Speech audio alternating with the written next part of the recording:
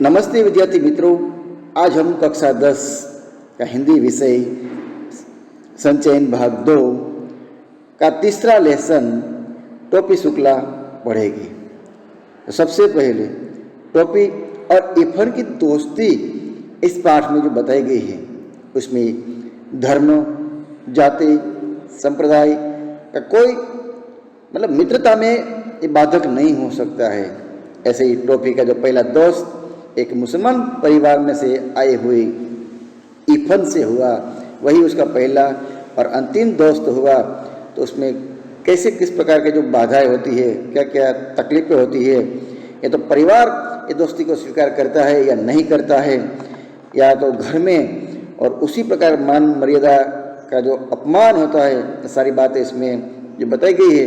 तो इरफान के परिवार में दादी से जो लगाव की बात की गई है और अपनी दादी माँ उसे पसंद नहीं है, तो टोपी के चलते हुए इरफान का परिचय देना जरूरी है। तो टोपी और इरफान एक ऐसे दोस्त है, तो दोनों चरित्र आज हम पढ़ेंगे। तो पाठ तीसरा है टोपी शुक्ला, पाठ उसका जो भाग पहला आज हम पढ़ेंगे और उसका जो लेखक है राही मासूम रजा। तो सबसे पहले हम कवि परिचय लेते हैं। तो कवि राही मासूम रजा का जन्म 1927 और मृत्यु 1992।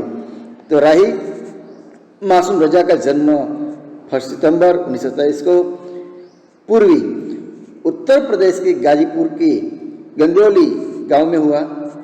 उनकी प्रारंभिक शिक्षा प्राथमिक शिक्षण गांव में ही हुई और अलीगढ़ यूनिवर्सिटी से उर्दू साहित्य में पीएचडी करने के बाद उन्होंने डॉक्टर की डिग्री पीएचडी उन्होंने उस कुछ साल तक वही अध्यापन कार्य किया, थोड़े वर्षों तक शिक्षक के रूप में कार्य किया और फिर वे मुंबई चले गए, जहाँ सैकड़ों फिल्मों की पटकथा स्टोरी, जैसे वार्ता कहते हैं इस प्रकार लिखी, संवाद लिखा, डायलॉग और गीत लिखे। फिल्म के बीच में जो गीत आते हैं वो लिखे।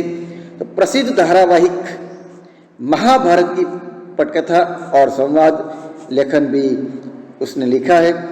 तो उन्हें इस क्षेत्र में कि सर्वाधिक ख्याति दिलाई कि संवाद लिखने में और फिल्म में। तो मित्रों, बात कर रहे थे महाभारत की पटकथा और संवाद लेखन में उन्हें इस क्षेत्र में सर्वाधिक ख्याति दिलाई, सर्वाधिक ख्याति यश प्राप्त किया।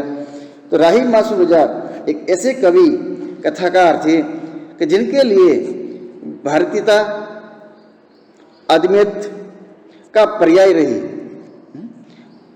पर्याय यानी कि भारतीय व्यक्तित्व, और इनके पूरे लेखन में आम हिंदुस्तानी की पीड़ा, एक भारतीय, पहले कहा ना कि भारतीयता आदमियत का पर्याय, एक हिंदुस्तानी की पीड़ा, दुख दर्द को उजागर करने की बात है। दुख दर्द उसकी संग्रह क्षमता की अभिव्यक्ति है, अभिव्यक्त करना है। भारतीय जनताओं का जो दुख है, पीड़ा है, उसे व्यक्त करना है।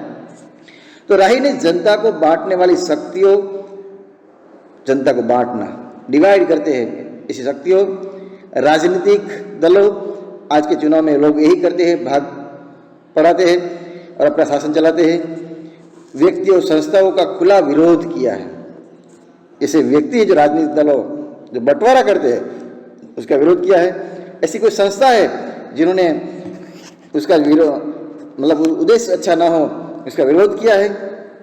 उन्होंने संकीर्णताओं, संकुचित छोटे विचार और अंधविश्वासों, धर्म और राजनीति के स्वार्थी ऐसे लोग, जैसे हमने देखा कि हरीर काका में परिवार विश्वास थी है, नहीं, वहाँ के ठाकुर बाड़ी में जाने वाले भक्तों भी अंधश्रद्धाओं में प्रसाद की लालच में जाते हैं।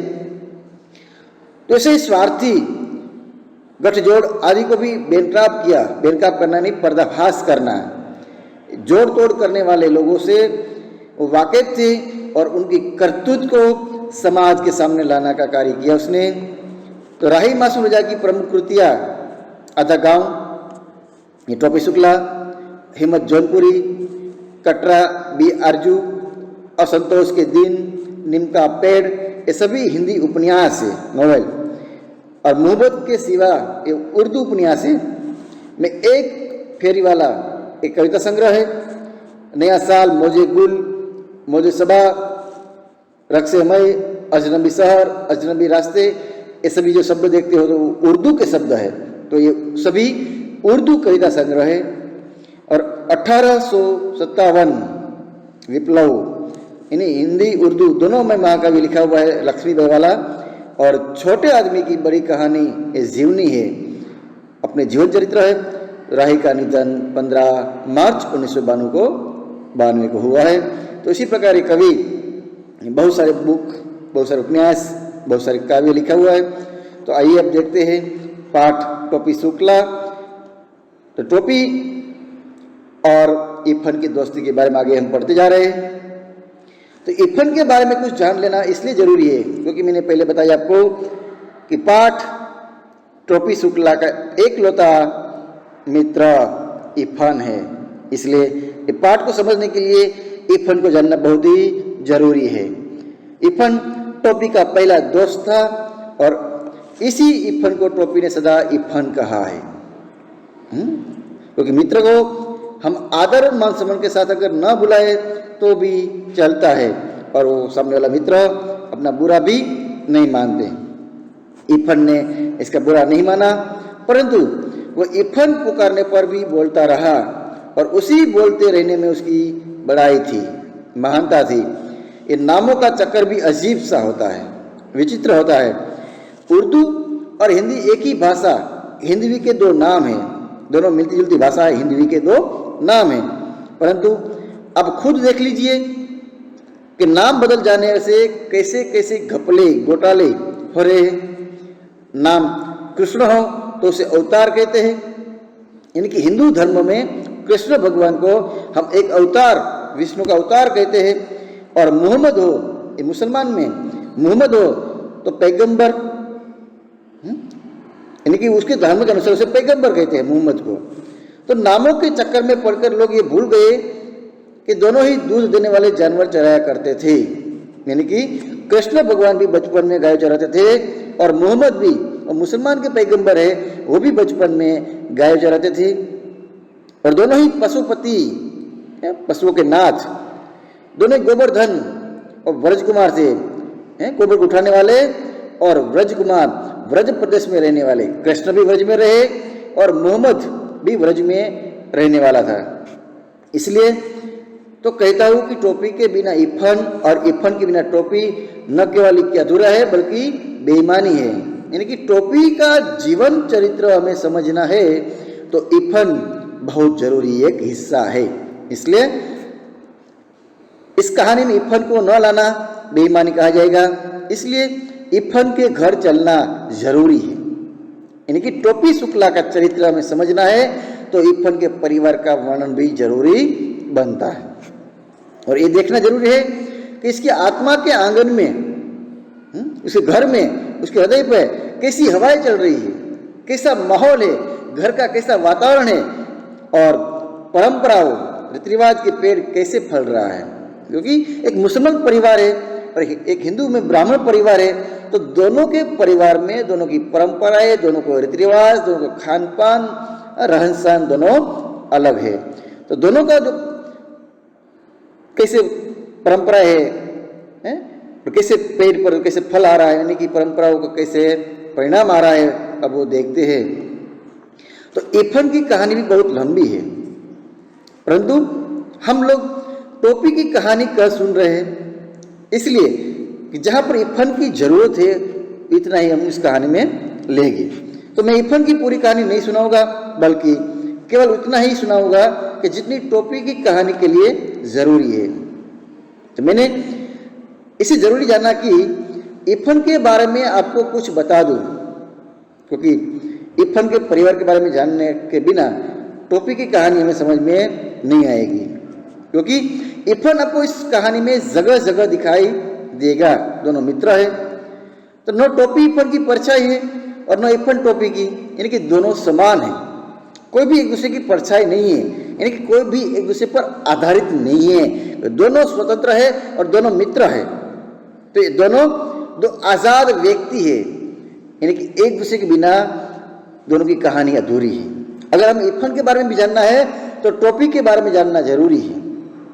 तो इन दोनों व्यक्तियों का डेवलपमेंट, विकास, जो नंबर लिखा हुआ है इसके अर्थ नीचे दिया हुआ है, जैसे विकास एक दूसरे के आजाद तौर पर लेकिन स्वतंत्र तरीके से दोनों अपने अपने घर में स्वतंत्र पले पड़े हैं, तो विकास हुआ है, आजाद तौर पर हुआ है।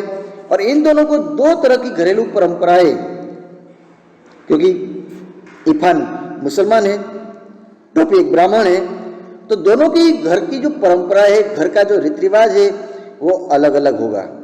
तो दोनों को अपने अपने घर की घरेलू परंपराएं मिली है और इन दोनों ने जीवन के बारे में अलग अलग सोचा।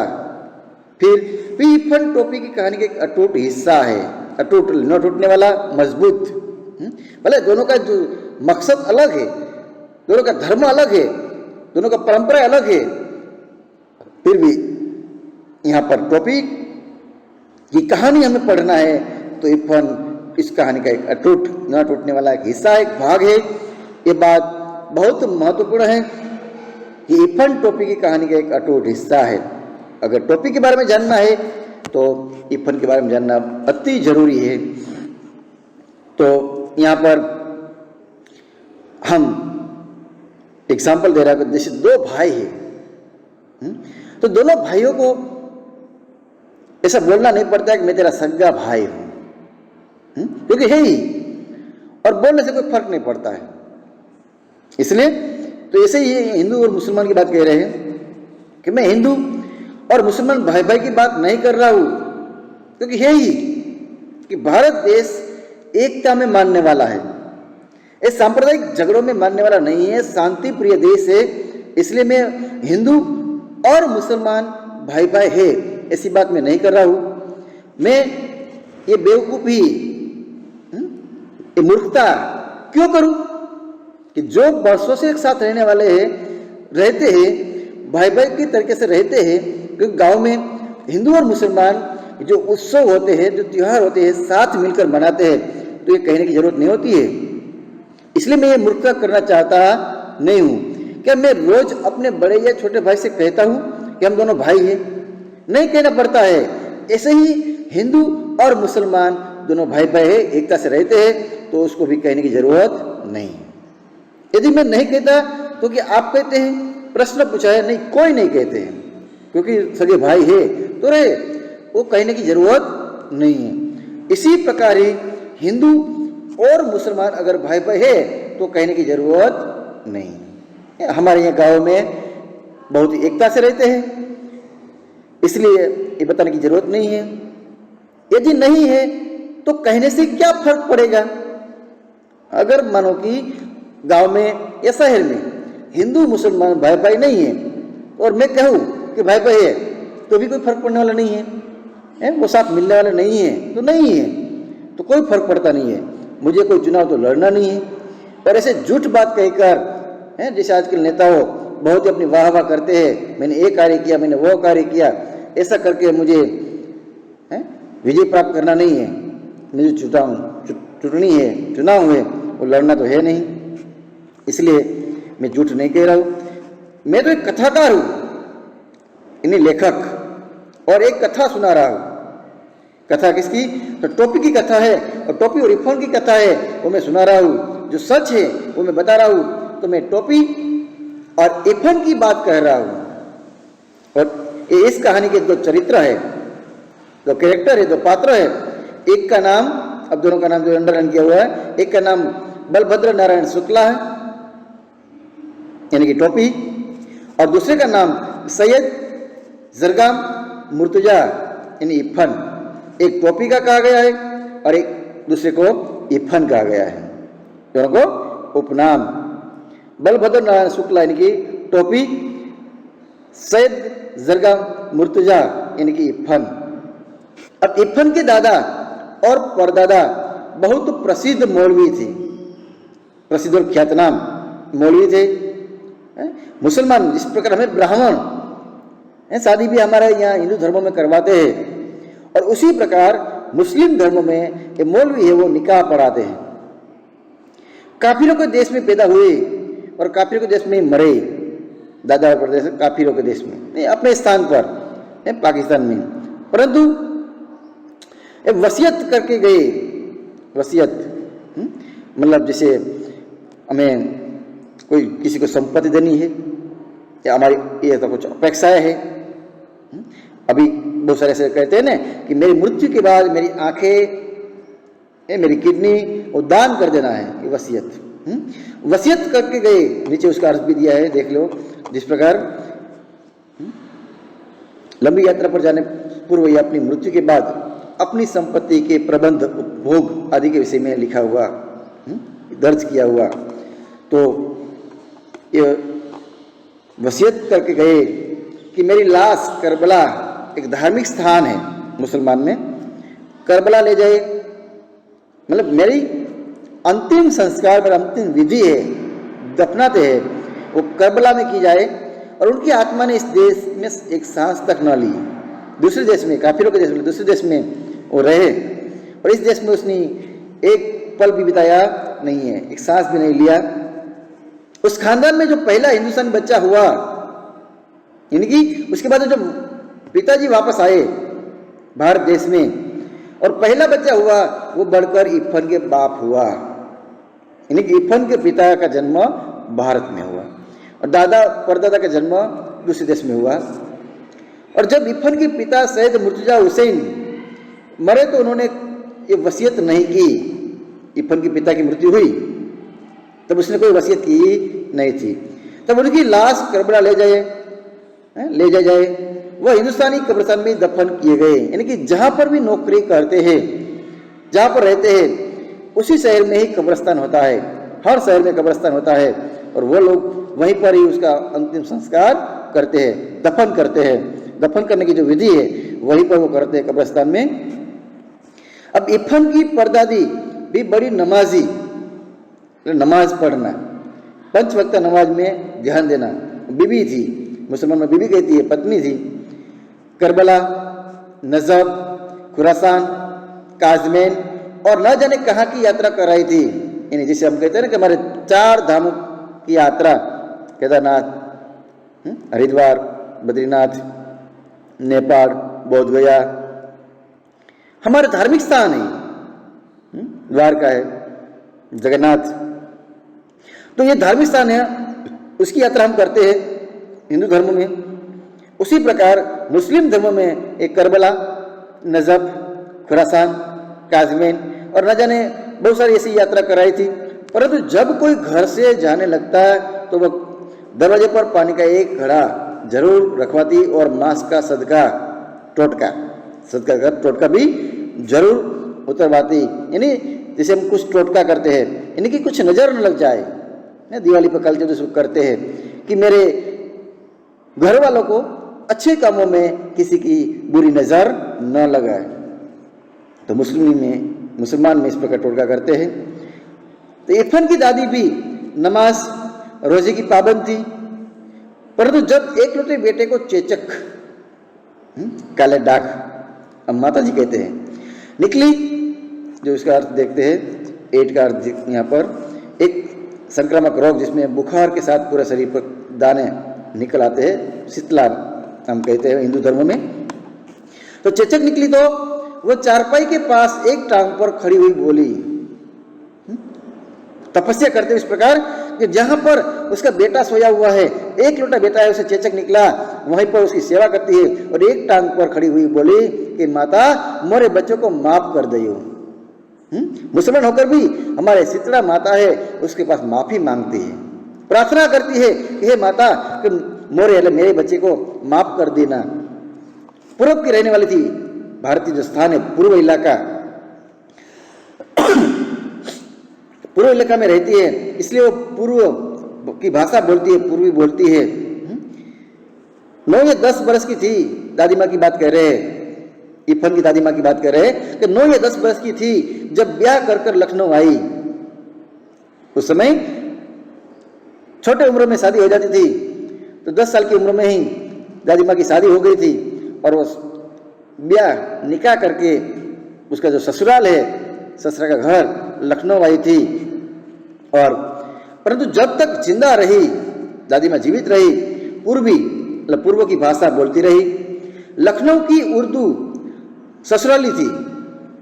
लखनऊ में जो जिस परिवार मौलवी का परिवार है वो उर्दू भाषा बोलते थे, तो उर्दू उसकी ससुराली भाषा थी, और हिंदी मिश्रित जो ऐसी पूर्वी भाषा है वो भारतीय भाषा है, वो हमेशा बोलती रही थी। वह तो मायके की भाषा, मायके लपियर अपने परिवार की भाषा, अपने पापा की भाषा है, मम्मी पापा की भाषा है, और मायके की भाषा को गले लगाए रही थी। गले लगाना यानी कि चिपके रहना है, वही भाषा को पकड़े रहना, क्योंकि इस भाषा के सिवा इधर उधर कोई ऐसा नहीं था जो उनके दिल की बात समझे। मतलब ससुराल में उसे सिर्फ अपना हो तो एक वो अपनी भाषा थी, पूर्वी भाषा, और बाकी और कोई अपना लखनऊ में ससुराल में कोई नहीं था जो उसके दिल को, उसकी बात को, उसके मन को समझ सके। जब बेटे की शादी के दिन आए तो गाने बजाने के लिए उनका दिल फड़का, क्योंकि वो एक सुखी परिवार में से आई थी, एक जमींदार के परिवार में से आई थी, शौकीन थी, तो गाने बजाने में उसे बहुत रुचि थी। परंतु शादी के समय उसे बहुत शौक हुआ, उसका दिल फड़का, इच्छा हुई, परंतु मौलवी के घर गाना बजाना भला कैसे हो सकता था? वहाँ पर ऐसा रिवाज होगा कि मौलवी अपने घर में शादी ब्याह में गाना बजाना मना करते हैं, तो ऐसा यहाँ पर यह संभव नहीं हुआ।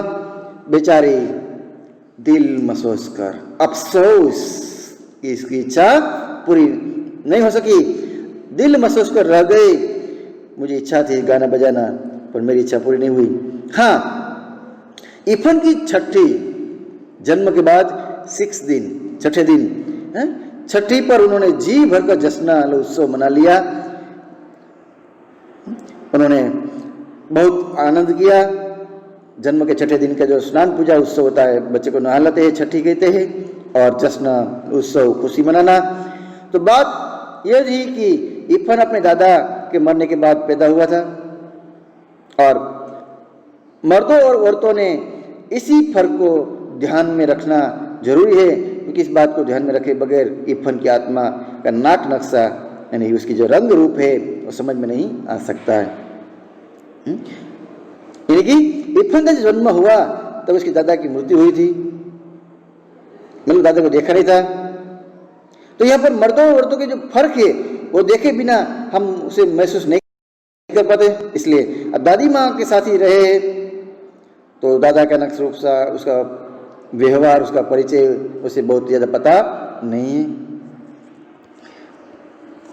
तो इफन की दादी किसी मौलवी की बेटी नहीं थी, यानी वो जमींदार की बेटी थी। जमींदार तो यहाँ बहुत ही खुशी होती है, खाने पीने की बहुत शौकीन थी जमींदार के यहाँ। तो इसी प्रकार तो जमींदार की बेटी थी और दूध घी खाई हुई आई थी, परंतु लखनऊ आकर वो दही के लिए भी तरस गई। मौलवी है, मौलवी के यहाँ कुछ होता तो है नहीं, अब दही खाने के लिए, घी खाने के लिए तरस गई, यानी दूध दही के लाले पड़ गए। और जो घी पिलाई हुई काली हांडिया, जमींदार की बेटी थी, तो हांडियों में पहले घी दूध रखते थे।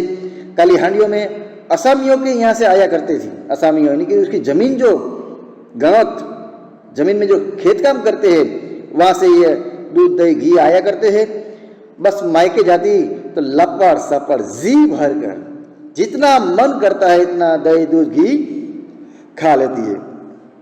लखनऊ आते ही उन्हें फिर मौलवी बन जाना पड़ता है, वहाँ मौज से खा लेती है, और यहाँ फिर ससुराल में आकर फिर मौलवी बन जाता है। और अपनी मियाँ से, पतिदेव मियाँ से यही उन्हें एक शिकायत थी कि वक्त देखे न मौका, आपने भी समय न देखा न अवसर देखा, बस मौलवी ही बने रहे। कुछ और बने होते तो इस प्रकार का जीवन हमें बिताना न पड़ता। यानी कि आप भी एक मौलवी का काम करते रहे तो स्वाभाविक ब्राह्मण में भी घर में बहुत कम मिलता है, ऐसे मौलवी के परिवार में भी बहुत कम मिलता है। तो ससुराल में उनकी आत्मा सदा बेचैन रही, बेचैन उदास। जब मरने लगी तो बेटे ने पूछा कि लाश करबला जाएगी या नजफ। अंतिम समय में कभी कभी मृत्यु समय दिमाग बिगड़ जाता है। तो बेटे ने पूछा कि तुम्हारी लाश मृत्यु के बाद, जैसे दादा ने कहा था ना कि करबला ले जाए, तो आपको करबला यानी धार्मिक स्थान ले जाए या नजब ले जाए, तो बिगड़ गई, बोली ए बेटा जौन, यानी कि जब तुझसे हमारी लाश मृत्यु के बाद सब ना संभाली जाए तो हमरे घर भेज दियो, मेरे घर वापस भेज देना। यानी इस घटना के पहले जो दादी माँ का घर था वो घर अब नहीं रहा। मतलब दादी माँ का जो बेटा इरफान के पिताजी सरकारी नौकरी कर रहे हैं, तो सरकारी की ओर से बंगला मिलता है, घर मिलता है। अब वो घर जब नौकरी में तबादला होता है तब ये घर सरकार को वापस करना पड़ता है। ऐसे ही ये दादी माँ का भी बात ऐसी हुई, वो घर नौकरी के साथ चला गया। अब दादी माँ को मृत्यु के समय ये पता नहीं है कि अब हमारा घर भी नहीं है, अब मौत सिर पर थी, इसलिए उन्हें ये याद नहीं रहा कि अब घर कहाँ है। जो बरसों से घर में रहते थे वो घर सरकारी था, तो तबादले के साथ वो घर भी खाली करना पड़ता है हवेली।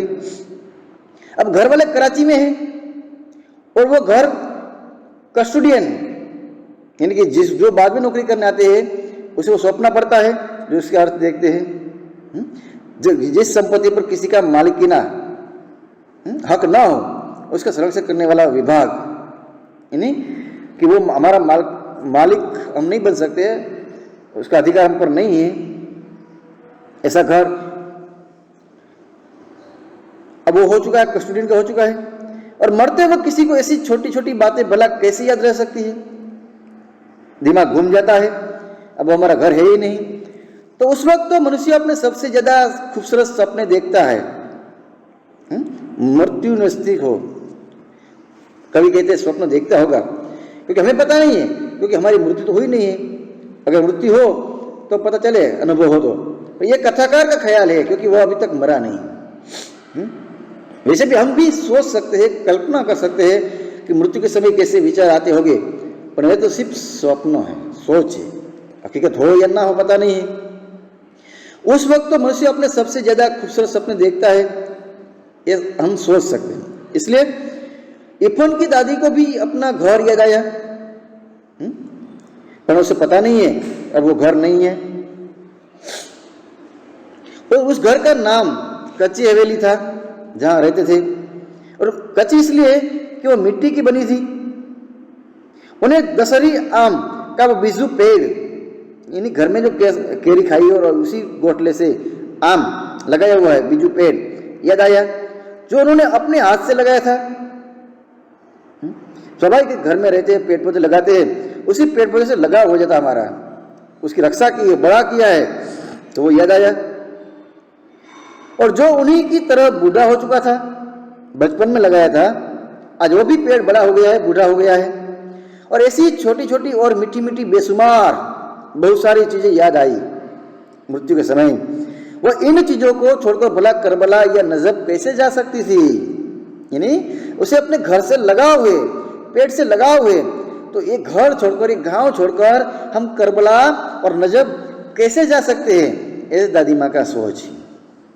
अब वो बनारस के फाकमेन में दफन की गई, बनारस में रहते हैं, वहां उसकी मृत्यु हुई, तो वहां पर उसकी दफन विधि की गई कब्रिस्तान में ही, क्योंकि मुर्तजा हुसैन इरफान के पिताजी की पोस्टिंग तबादला उन दिनों वही थी, बनारस में ही थी। और इरफान स्कूल गया हुआ था, तो नौकर ने आकर खबर दी कि बीबी का देहांत हो गया। इरफान को बताया, बीबी, दादी माँ को बीबी कहते हैं। तब इरफान स्कूल पर था, उसके नौकर ने बताया दादी माँ की मृत्यु हो गई। तब इरफान की दादी बीबी कही जाती थी, समझाने के लिए कहा गया है, इरफान की दादी उस समय बीबी कहते थे, यानी कि दादी माँ की मृत्यु हुई। जब इरफान जब चौथे में पढ़ता था और टोपी से उसकी मुलाकात हो चुकी थी, अब यानी कि दोनों मित्र बन चुके थे, दोनों साथ पढ़ते थे, तो चौथी कक्षा में पढ़ रहे हैं। अब इरफान को अपनी दादी से बड़ा प्यार था, बहुत लगाव था।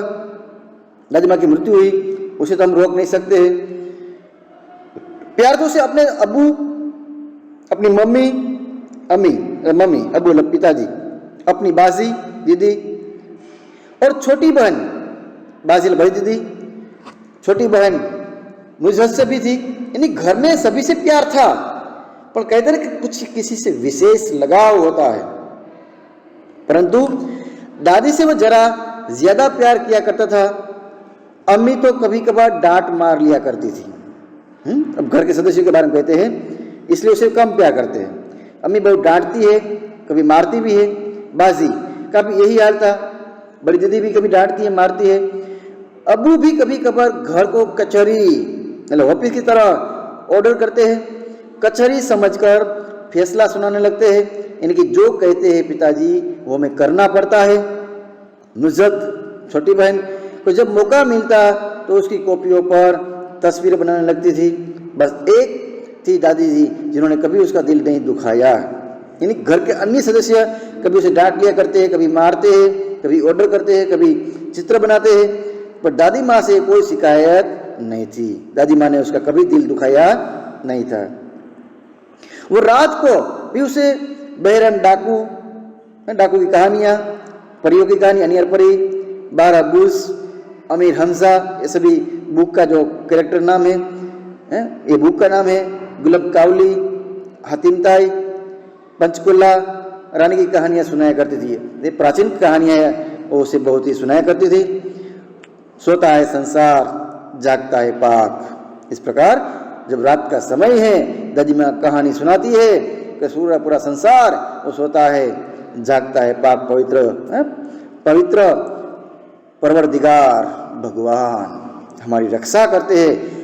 मैं तो आंखों की देखी नहीं कहती, मैं जो कहानी सुना रही हूँ वो मैंने आंखों से देखा नहीं है, कानों की सुनी, मैंने भी कहानी सुनी है और मैं आपको सुनाती हूँ, कहती हूँ कि एक मुल्क था, मुल्क एक देश में एक बादशाह रहा करता था। बादशाह ने की राजा, राजाओं की कहानी होती है ना, तब कहते हैं ना कि राजा था और एक मुल्क में बहुत प्रसिद्ध राजा था, और फिर उसकी जो कहानी है वो आगे पढ़ते हैं। तो इसी प्रकार यहाँ जो पहला भाग है हम यहाँ तक रखते हैं। आपको भी तो जितने भी क्वेश्चन जो आते हैं वो फिर से बुक के द्वारा पढ़ते जाना है, समझते रहना है, और उसके तो 3 भाग में हम ये पूरा चैप्टर पढ़ लेंगे। तो यहाँ पर पहला भाग समाप्त करते हैं। अस्तु।